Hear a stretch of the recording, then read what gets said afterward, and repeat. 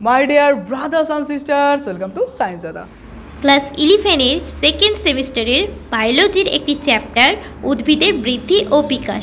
এই চ্যাপ্টারের যে প্রশ্নগুলি মোস্ট ইম্পর্টেন্ট, চিরকালের জন্য ইম্পর্টেন্ট, যেগুলি বিগত ইয়ারেও ইম্পর্টেন্ট ছিল, এখনও রয়েছে, এমনকি ভবিষ্যতেও থাকার সম্ভাবনা রয়েছে, সেই প্রশ্নগুলি চলো আজকে আমরা উত্তরসহ আলোচনা করি।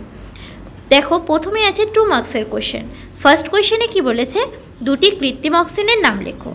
দেখো, আমরা জানি দুটি কৃত্রিম অক্সিজেন কী, একটা হচ্ছে আইবিএ অর্থাৎ ইন্ডোল বিউটাইরিক অ্যাসিড, আর একটা কি জানি আমরা, আরেকটা আমরা জানি এনএএ বলতে কি, ন্যাফথলিন অ্যাসিটিক অ্যাসিড। তাহলে দুটি কৃত্রিম অক্সিজেনের নাম কি, ইন্ডোল বিউটাইরিক অ্যাসিড আর ন্যাফথলিন অ্যাসিটিক অ্যাসিড। চলো নেক্সট কোয়েশ্চেন, আলোক পর্যায়বৃত্তি কি? আলোক পর্যায়বৃত্তি হলো আলো ও অন্ধকারের আপেক্ষিক সময়কালের প্রতি জীবের শারীরবৃত্তীয় সারা। তাহলে কি, আলোক পর্যায়বৃত্তি হলো আলো আর অন্ধকারের আপেক্ষিক সময়কালের প্রতি জীবের শারীরবৃত্তীয় সারা। এটি কি হয়? এটি উদ্ভিদ ও প্রাণী উভয়ের ক্ষেত্রেই ঘটে।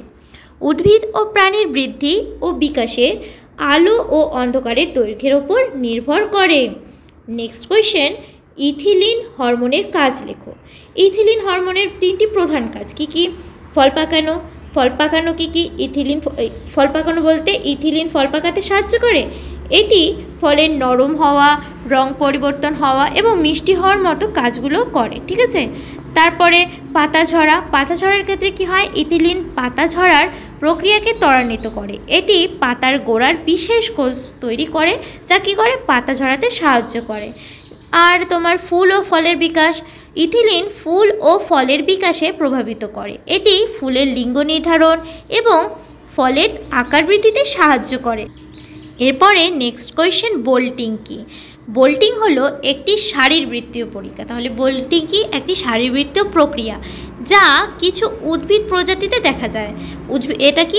বোল্টিংটা উদ্ভিদ প্রজাতিতে দেখা যায়, যেটা খুব সামান্য উদ্ভিদের মধ্যে। এই প্রক্রিয়ায় উদ্ভিদ খুব দ্রুত ফুল ও বীজ উৎপাদনের জন্য বৃদ্ধি পায় এবং এর ফলে ফসলের গুণমান কমে যায়। নেক্সট, ফাইটোক্রোম রঞ্জক কোথায় থাকে? এর কাজ কি? ফাইটোক্রোম রঞ্জক উদ্ভিদের কোষে পাওয়া যায়, বিশেষ করে সাইটোপ্লাজম, এবং ফাইটোক্রোম মূলত উদ্ভিদের পাতা, কাণ্ড এবং ফুলের মধ্যে পাওয়া যায়। নেক্সট কোয়েশ্চেন, রিচমন্ড ও ল্যাং প্রভাব বলতে কী বোঝো? রিচমন্ড সাইটোকাইনিন প্রয়োগের ফলে বিচ্ছিন্ন পাতার ক্লোরোফিল বিনষ্ট হওয়ার গতি কমে যায়, একে রিচমন্ড ও ল্যাং প্রভাব বলে। তাহলে কি? সাইটোকাইনিন প্রয়োগের ফলে, সাইটোকাইনিন প্রয়োগের ফলে বিচ্ছিন্ন পাতার ক্লোরোফিল বিনষ্ট হওয়ার গতি কমে যায়, একে কি বলে? রিচমন্ড ও ল্যাং প্রভাব।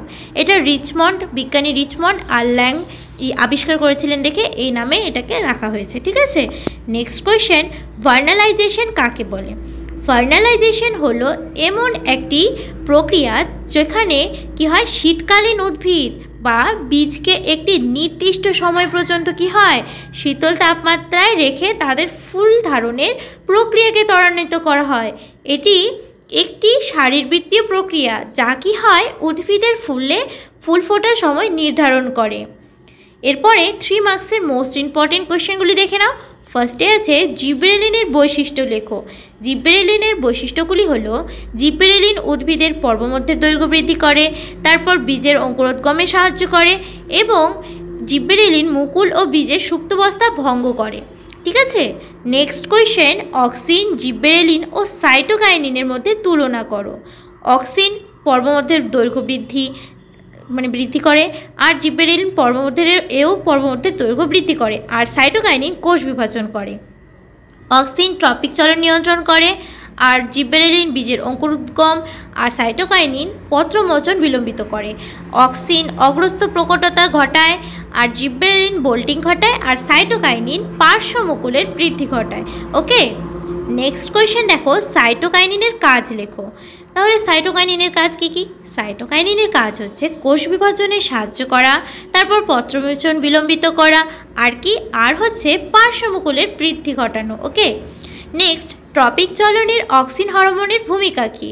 ট্রপিক চলনে অক্সিন হরমোনের ভূমিকাগুলি হলো অক্সিন হরমোন উদ্ভিদের অগ্রভাগে তৈরি হয়, তারপর আলোর উৎসের বিপরীত দিকে অক্সিন বেশি পরিমাণে জমা হয়, আর কি অক্সিনের প্রভাবে কোষের দৈর্ঘ্য বৃদ্ধি পায়, ফলে উদ্ভিদের কাণ্ড আলোর উৎসের দিকে কী হয়, বেঁকে যায়। আর অক্সিন হরমোন উদ্ভিদের মূলের অগ্রভাগে তৈরি হয়। নেক্সট, অক্সিনের 3টি বৈশিষ্ট্য লেখো। অক্সিনের 3টি বৈশিষ্ট্য কী কী? অক্সিনের পর্বমধ্যে দৈর্ঘ্য বৃদ্ধি করে, আর কি করে, ট্রপিক চলন নিয়ন্ত্রণ করে। আর আমরা কি জানি? আমরা জানি অক্সিন অগ্রস্ত প্রকটতা ঘটায়। ঠিক আছে। নেক্সট কোয়েশ্চেন, বিভেদন, প্রতিবিভেদন ও পুনর্বিভেদন বলতে কি বোঝো? বিভেদন, ভাজক কলার স্থায়ী কলায় পরিণত হওয়াকে কি বলে? বিভেদন বলে। আর প্রতিবিভেদন কাকে বলে? স্থায়ী কলার ভাজক কলায় পরিণত হওয়ার প্রতিবিভেদন বলে। মানে পরিণত হওয়াকে কি বলবো? প্রতিবিভেদন। কার? স্থায়ী কলার ভাজক কলায়। ঠিক আছে। নেক্সট, পুনর্বিভেদন, বিভেদিত কলার পুনরায় বিভাজিত হওয়ার ক্ষমতা অর্জন করাকে কি বলে? পুনর্বিভেদন বলে। নেক্সট, ফার্নালাইজেশনের গুরুত্ব বা তাৎপর্য কী?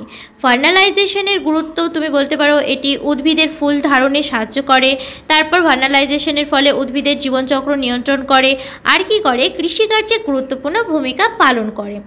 নেক্সট, 4 মার্কসের কোয়েশ্চেনগুলি দেখে নাও। 4 মার্কস কোয়েশ্চেন। ওকে, ফার্স্ট কোয়েশ্চেন, উদ্ভিদের বৃদ্ধিতে এবিএ ও ইথিলিনের ভূমিকা লেখো।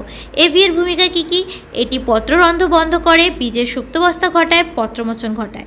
আর ইথিলিন কি? ইথিলিন এটি ফল পাকায়, তারপর পত্রমোচন ঘটায়, তারপর ফুল ও কাণ্ডের বৃদ্ধি ঘটায়। তারপর নেক্সটে দেখো আছে আলোক পর্যায়বৃত্তির গুরুত্ব কী?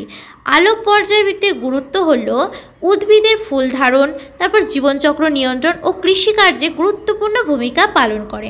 মানে আলোক পর্যায়বৃত্তি উদ্ভিদের ফুল ধারণের যে প্রক্রিয়াটা আছে সেটাকেও নিয়ন্ত্রণ করে, এর মধ্যে গুরুত্বপূর্ণ ভূমিকা পালন করে, জীবনচক্র নিয়ন্ত্রণেও ভূমিকা পালন করে, আর কৃষিকার্যেও। নেক্সট কোয়েশ্চেন, উদ্ভিদ দেহে অক্সিনের উৎস উল্লেখ ও কাজ লেখো। দেখো, অক্সিনের উৎস কোথায়? উদ্ভিদের অগ্রস্থ ভাজক কলায়, আর বর্ধনশীল পাতায়, ভ্রূণমূল ও ভ্রূণমুকুলে। ওকে, আর এর কাজ কি? অক্সিনের কাজ হলো পর্বমধ্যের দৈর্ঘ্য বৃদ্ধি, ট্রপিক চলন নিয়ন্ত্রণ, আর অগ্রস্থ প্রকটতা ঘটায়। ওকে। নেক্সট কোয়েশ্চেন, উদ্ভিদ দেহে জিব্বেরেলিন হরমোনের উৎস ও কাজ লেখো। জিব্বেরেলিনের উৎস বর্ধনশীল পাতা, তারপর ভ্রূণ ও বীজপত্র, আর এর কাজ কি? পর্বমধ্যের দৈর্ঘ্য বৃদ্ধি, বীজের অঙ্কুরোদ্গম আর বোল্টিং ঘটায়। ওকে। নেক্সট কোয়েশ্চেন, বীজের অঙ্কুরোদ্গমের বাহ্যিক ও অভ্যন্তরীণ শর্তাবলী আলোচনা করো। বাহ্যিক শর্তাবলী হচ্ছে জল, তারপর অক্সিজেন, উপযুক্ত তাপমাত্রা আর আলো। আর অভ্যন্তরীণ শর্তাবলী কি? বীজের সজীবতা, বীজের সুপ্তাবস্থা ভঙ্গ, হরমোনের ভূমিকা। তাহলে আজকে আমাদের এই চ্যাপ্টারটি যে আছে, এই চ্যাপ্টারটি এখানেই আলোচনা করা কমপ্লিট হলো। চ্যানেলে নতুন হলে অবশ্যই সাবস্ক্রাইব করো। খুব ভালো থেকো, মন দিয়ে পড়াশোনা করো।